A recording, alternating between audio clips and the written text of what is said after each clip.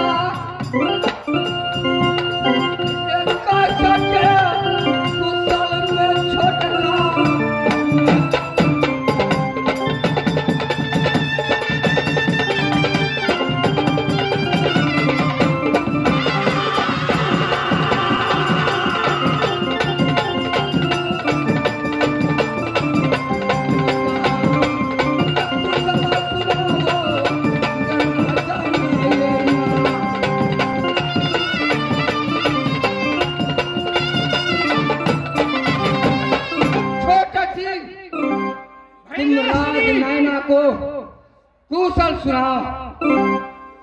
सही बात भैया जी, जिस देश का राजा दुखित है उस देश का जनता ही दुखित है। क्यों नहीं?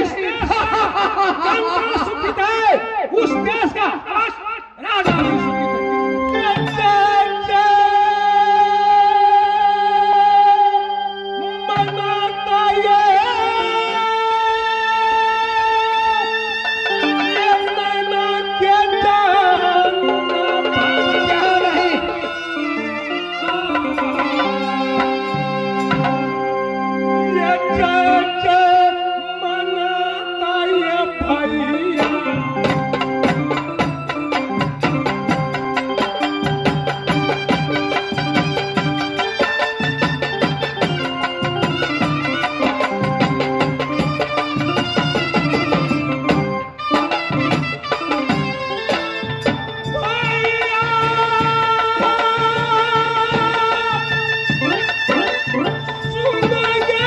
छोटा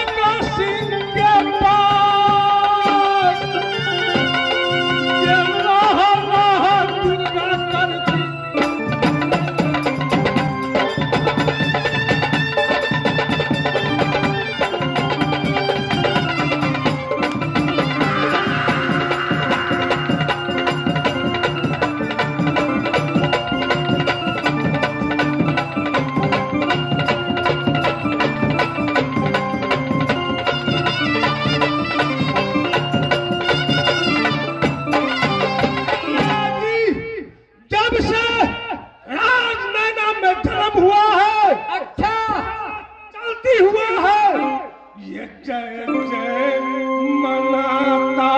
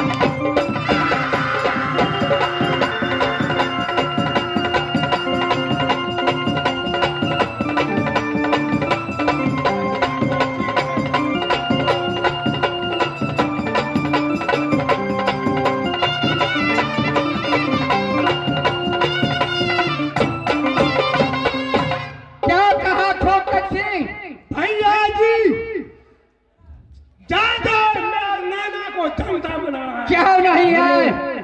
जिस देश का राजा सुखी उसी देश का जनता सुखी। छोटे सिंह भैया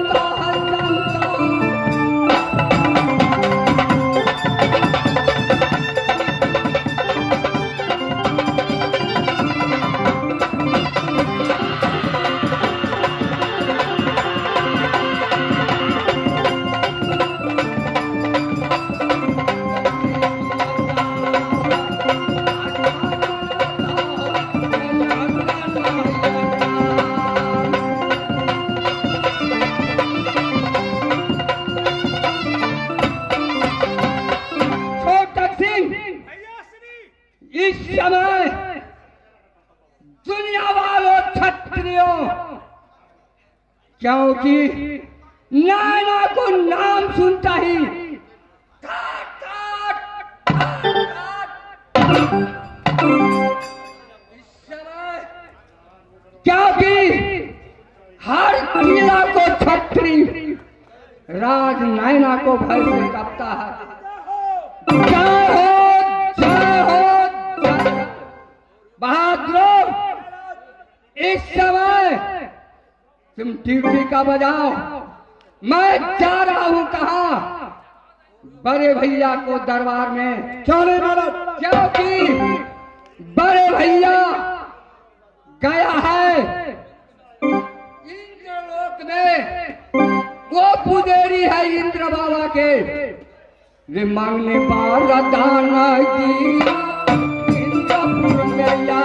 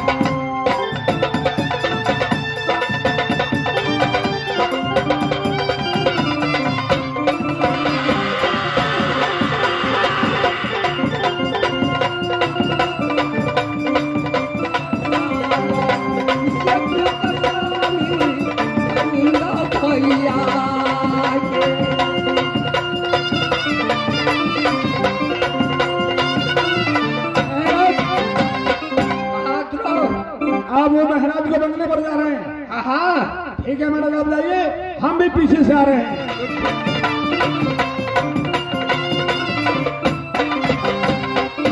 बाटे बलिहारी हो, बाटे बलिहारी, बाटे बलिहारी हो, बाटे बलिहारी, धन कल जुगबा के, अहो धन कल जुगबा के, बाटे बलिहारी हो, धन कल जुगबा के, बाटे बलिहारी हो, धन कल जुगबा।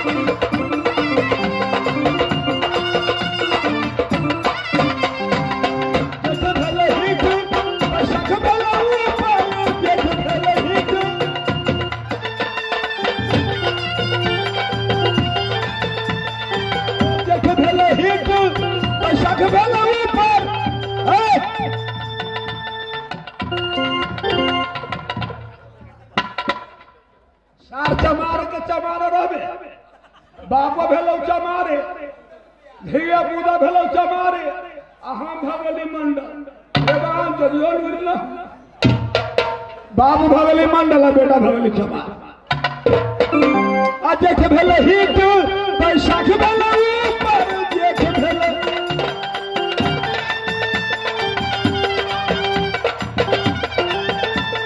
हो, देख भेलो हिट, बैसाख भेलो ऊपर, ससुर के कन्हा पर पुतौल लगरे चूतर, धन कल जुगबा के बने बलिहारी हो, धन कल जुगबा के बने बलिहारी हो।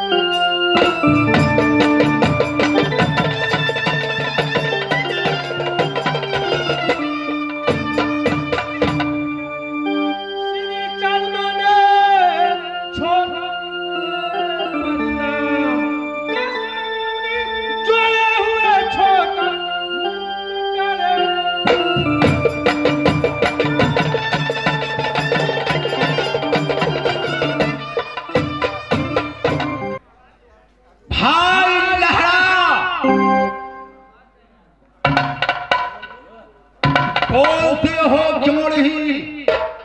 आज मैं तुम लोगों की देख रहा हूं, मुंह नीचे लड़काए बैठे हो। कारण क्या है? क्या सोचते हो? क्या नैना में खमी हुआ है? अरे बड़े भाई को बताओ, क्यों मुंह लड़काए बैठे हो? भैया जी, मैं खामोश होकर के राज नैना में इसीलिए बैठा हूं कि 3 भाई का भैयारी है राज नैना में। 3 भाई का भैयारी में एक छोटी सी बहन सोना थी। भैया जी भाई, लेकिन बहन सियानी हो गए राज नैना में कि मेरा विचार है, मैं खामोश है, इसीलिए वो कोई देखिला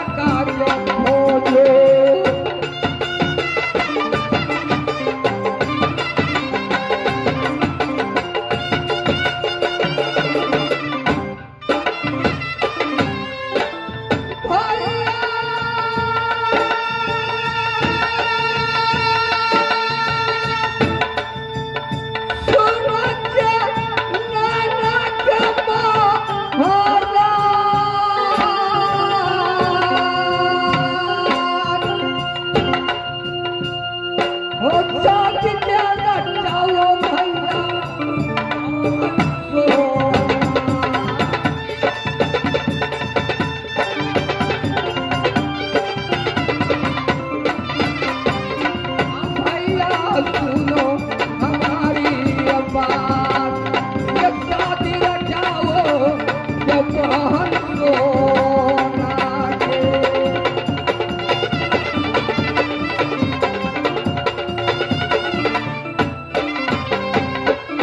भैया जी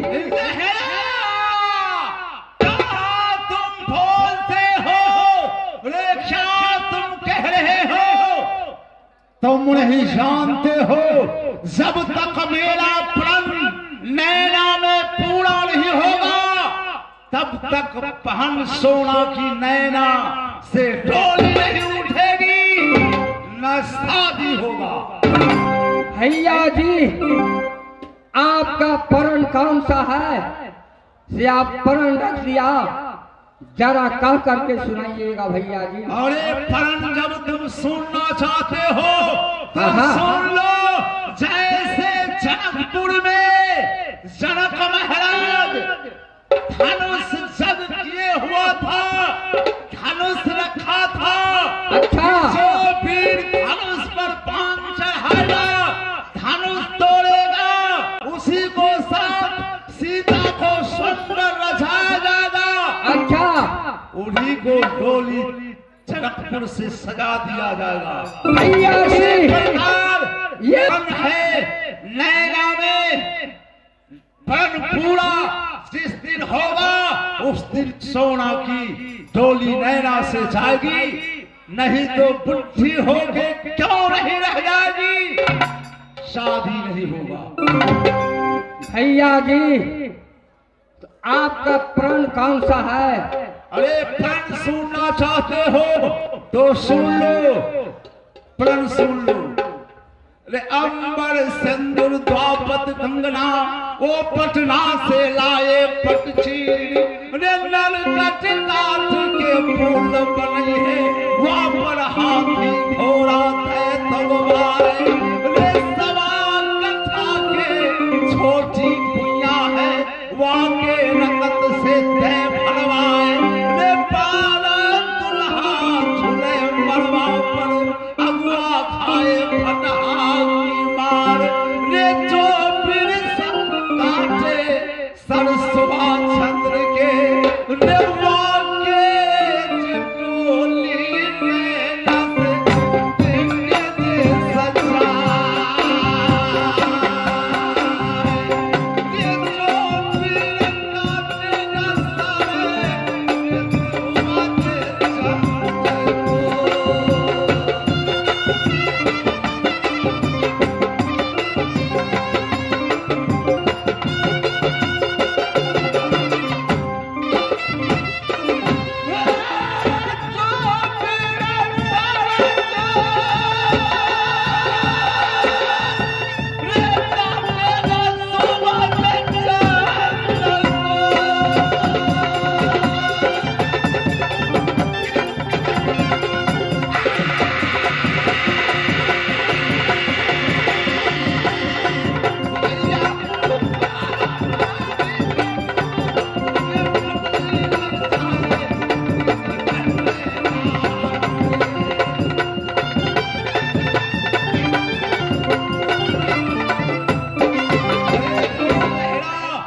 भैया जी जैसा प्रण आप रखा है राज नैना में, वैसा प्रण कोई दुनिया वालों छत्री अगर पूरा नहीं कर सका भैया जी, लेकिन जैसा प्रण आप रखा है नग्न नैना में, ना कोई छत्री पूरा करेगा आपका प्रण। इस समय बाल पक जाएगा पहन सोना को राज नैना में। अरे बाल पक जाएगी तो क्या होगा, बुद्धि हो जाएगी तो क्या होगा, जब तक मेरे सर नैना में भीड़ काटेगा नहीं, तब तक नैना में सोना की शादी नहीं होगी। महाराज मैं जानता हूँ कि आप जो प्रण रखे हैं कोई छत्र से पूरा नहीं होगा, और महारानी सोना की शादी नहीं होगा। आप तीन भाई का भैयारी है, मैं जो कहता हूँ आप हमारे बात को मानिए महाराज। समझ गए? आप प्रण को रखे हैं और छोटे दोनों प्रण को निभा रहे हैं महाराज। महाराज सुन लो मेरी बात सुन लो, मेरा विचार है कि नगर नैना से एक टीका को निर्माण कीजिए।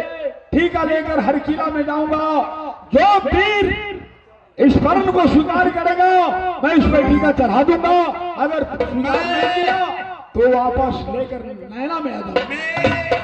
लहरा को विचार है जो सोना को शादी हो जाना चाहिए, तो देखो नैना से टीका उठाओ, पहले सोना की पिक्चर सजाया जाए, पिक्चर के साथ टीका उठाया जाए, और एक आप लोग किला में टीका लेकर के घूमो।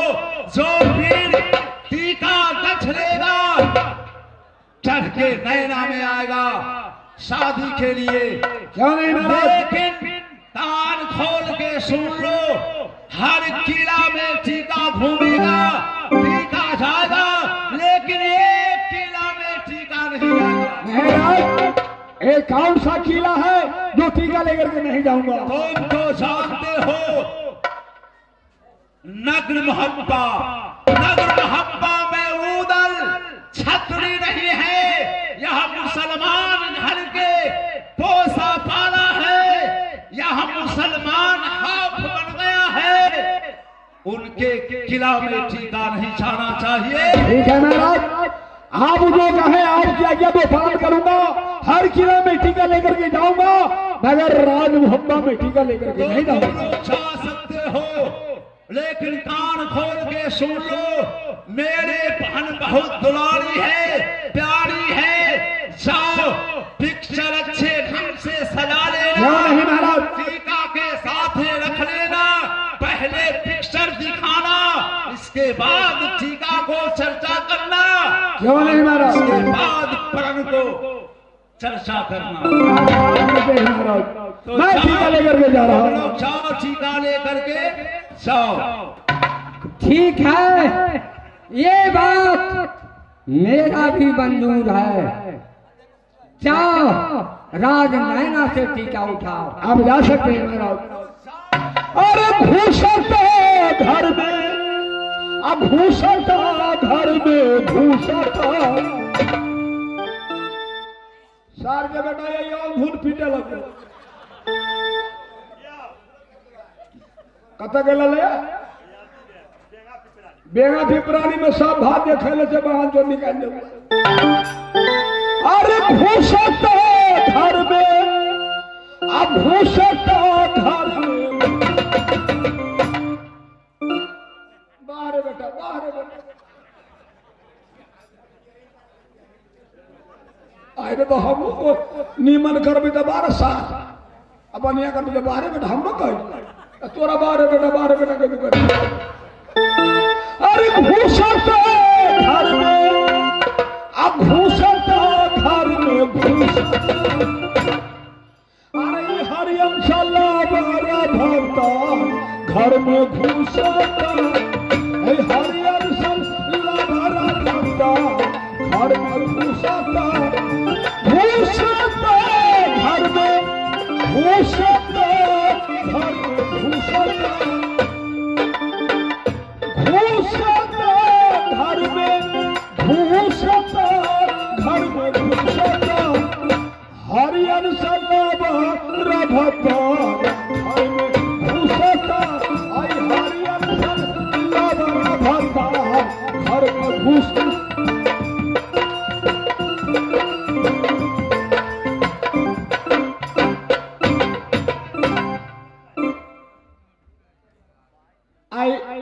एक आदमी था, एक बेर जजकार बना दिन से कत तक आवाज देते बड़ी बड़ी जागती नहीं। एक बार बोलिए बजरंग बली की, इतना बर के फटे करे थे, आई में आगे बाहर गई है, बमाक सारी उठे बरबर गोला खा जाए। भगवानों का नाम पर थोड़ा सा मुंह बंद भगला। एक बार बोलिए बजरंग बली